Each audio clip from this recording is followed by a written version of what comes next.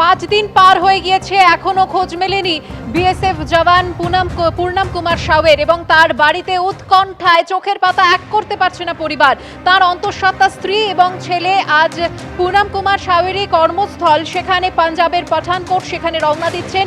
তার সঙ্গে থাকবেন পরিবারের আরও কয়েকজন। গতকাল কেন্দ্রীয় স্বরাষ্ট্র সচিবের সঙ্গে বিএসএফ এর ডিজি বৈঠক করেন, আর আজ তার স্ত্রী এবং ছেলে সহ পরিবারের বেশ কয়েকজন পাঠানকোটে যাচ্ছেন। বিস্তারিত জানবো, চলে যাবো আমাদের প্রতিনিধি ব্রতদীপ ভট্টাচার্যের কাছে। ব্রতদীপ,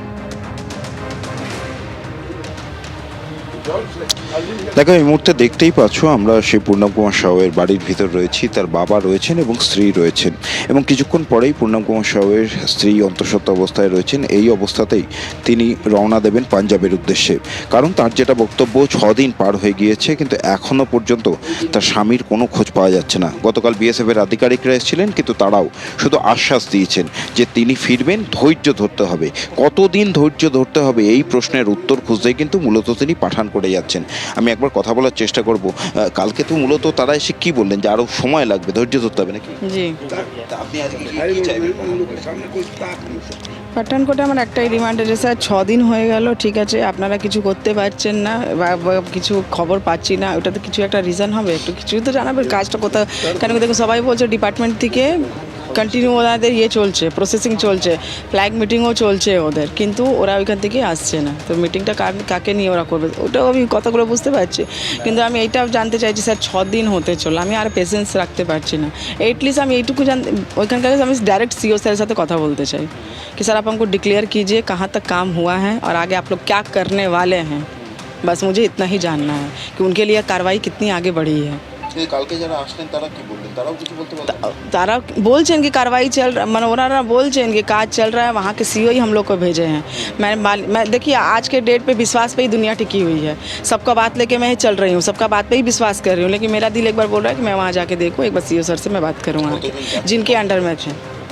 কতজন যাচ্ছেন আপনারা? আমরা 4 জন যাচ্ছি এখান থেকে। হ্যাঁ, সরি 5 জন, বাচ্চাকে নিয়ে 5 জন। কিন্তু আপনি এই অবস্থায়, মানে অন্তঃসত্ত্বা অবস্থায় এত দূর কি করে যাত্রা করবেন?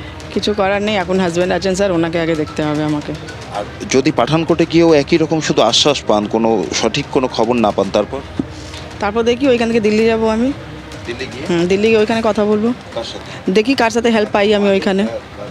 এখন তো বলা যাচ্ছে না, ওইখানে গেলে তো খবর পাবো কার কাছে গিয়ে হেল্প পাবো আমি। অর্থাৎ শুনতেই পারলে যে আজকে তিনি প্রাথমিকভাবে পাঠানকোট যাবেন নিজের 8 বছরের ছেলেকে সঙ্গে নিয়ে, এবং তিনি নিজেও এখন অন্তঃসত্ত্বা অবস্থায় রয়েছেন। অত্যন্ত ঝুঁকি নিয়েই তিনি যাচ্ছেন, কারণ তার যেটা স্পষ্ট বক্তব্য যে গত 6 দিন ধরে তিনি শুধু শুনে যাচ্ছেন যে সরকার পূর্ণম কুমার সাউকে ফেরানোর জন্য চেষ্টা চালাচ্ছে, কিন্তু সেই চেষ্টা চালানোর পর 6 দিন পার হয়ে গেলেও তার আর কোনো খবর পাওয়া যায়নি। শুধুমাত্র একটি ছবি পাওয়া গিয়েছিল তার, সেই ছবিটার পর আর তিনি কি অবস্থায় আছেন, কোথায় আছেন, কোনো রকম কোনো সংবাদ তিনি পাচ্ছেন না। তাই সেই উৎকণ্ঠায় তিনি রাতের ঘুম হারিয়েছেন।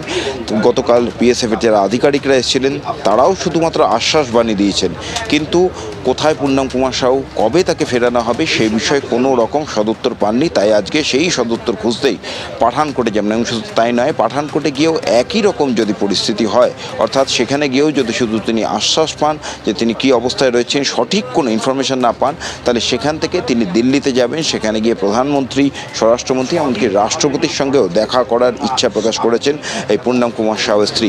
একই সঙ্গে তার বাবা ভোলানাথ সাউ তিনিও রয়েছেন, এবং দেখতেই পাচ্ছ উৎকণ্ঠায় রয়েছেন। বিজেপির বিধায়করা রয়েছেন, এবং কার্যত যে ছেলের চিন্তায় তিনি সেই ক্ষোভ বিজেপি বিধায়কদের সামনেই কিন্তু উগড়ে দিলেন। এবং তারও বক্তব্য যে 6 দিন পার হয়ে গেল কিন্তু এখনও পর্যন্ত কেন ছেলে ফিরতে পারলো না, সেই প্রশ্নই কিন্তু এই পরিবারের লোকেরা করছেন।